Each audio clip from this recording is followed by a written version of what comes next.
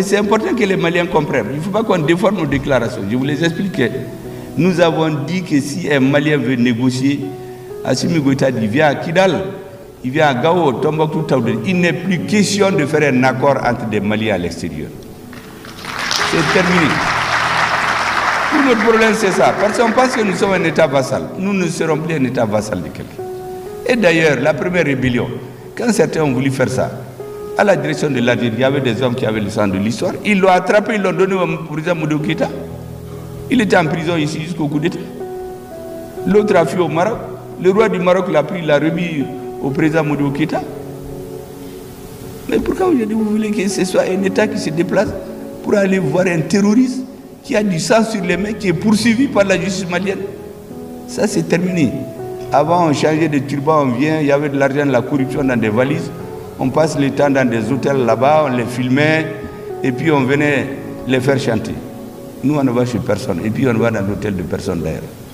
Vous venez, on discute chez nous, nous, on ne fait rien, on discute, si on est d'accord, on n'est pas d'accord, chacun rentre chez lui. À Bana.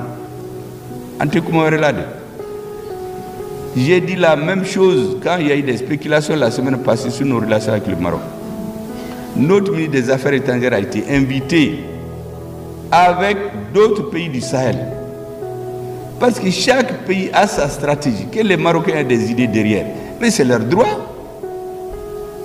Mais dire que parce que le Maroc nous gifle, nous on va porter notre tête sur l'Algérie ou l'Algérie nous gifle, on n'est pas dans les guerres entre les États. Nous on veut être un État indépendant et souverain. Quand dans les années 80, à cause de l'affaire du Polisario, le Maroc a coupé ses relations diplomatiques avec tous les pays africains. Il n'a pas coupé avec le Mali. Certains ont dit, mais pourquoi? Le roi du Maroc a dit que lui, il a le sens de l'histoire. Les relations entre le Maroc et le Mali, ce n'est pas une affaire d'un siècle, c'est de plusieurs siècles. Les couper à cause d'un problème politique de 20, 30, 40 ans, il va y réfléchir. Et c'est pourquoi ces relations n'ont jamais été coupées. Il y a beaucoup qui ne comprennent pas pourquoi le Maroc l'a coupé avec tout le monde, mais pas avec le Mali. Le Maroc se rappelle encore de Tombouctou. C'est plusieurs siècles. Donc il ne faut pas qu'on croie que notre pays n'a pas le sens de l'histoire. C'est des dirigeants qui sont là, ils sont dans les avions, on les reçoit, on les caresse dans le sens du poil.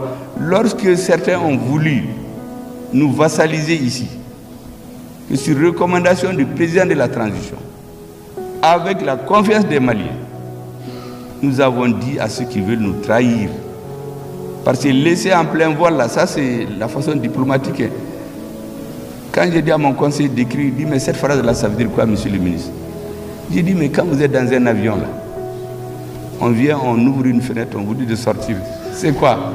Il dit, mais vous m'avez trahi. J'ai dit, mais c'est tout. C'est ce qu'on nous a fait. On était ensemble dans un avion. On vient, on ouvre l'avion. Le président d'un pays vient, il dit à notre président, il faut sortir. Et c'était un abandon en plein vol. Comme ce terme a bien marché, le président algérien a dépêché un envoyé spécial. En avion de l'aéroport, il est venu dans mon bureau pour nous féliciter pour le courage de cette décision. Et nous en étions très heureux. On pense que c'est un retour d'ascenseur historique. Et je continue à le croire d'ailleurs. Parce que l'effet de paille entre les politiques, là, souvent ça passe, vous ne vous rendez même pas compte. Vous voyez la fumée, après un moment, il n'y a rien. Moi, je suis convaincu qu'avec l'Algérie, ça ira. Qu'est-ce qu'on s'était dit en quittant? De mon bureau, il devait aller chez le président et prendre l'avion et retourner le même soir en Algérie. Voici la phrase célèbre avec laquelle on a terminé. L'Afrique, c'est le berceau de l'humanité. L'homme est né ici. L'Afrique sera le tombeau du colonialisme. On a donné des accords. La vidéo existe. L'Afrique, berceau de l'humanité, l'Afrique, tombeau du colonialisme. Et quelques mois après, on voit vos représentants dans des commissions internationales en train de fricoter des phrases comme des enfants que tu prends avec le doigt dans un bol de confiture. On dit, mais qui a écrit? Il dit que ce n'est pas eux. On dit dans la salle, mais qui a écrit? Tout le monde baisse la tête. Et à la résolution finale, ça sort. Il y a quelqu'un, une écriture ne peut pas se mettre seule. Quand on fait des choses, on les assume. On a trop trompé les Maliens et les dirigeants.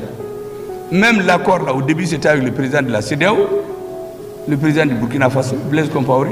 C'est le Mali qui a retiré pour donner à l'Algérie, à cause de cette relation historique.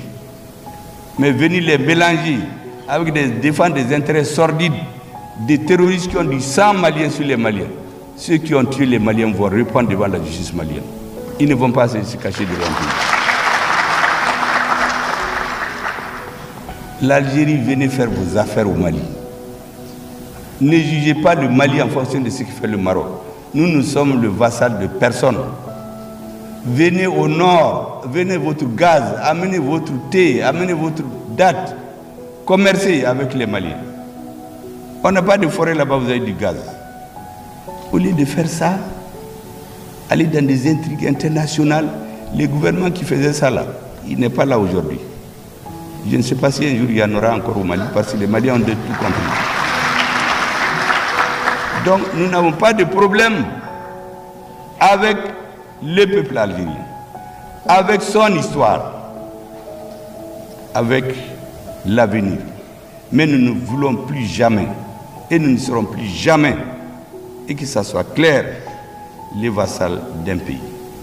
Personne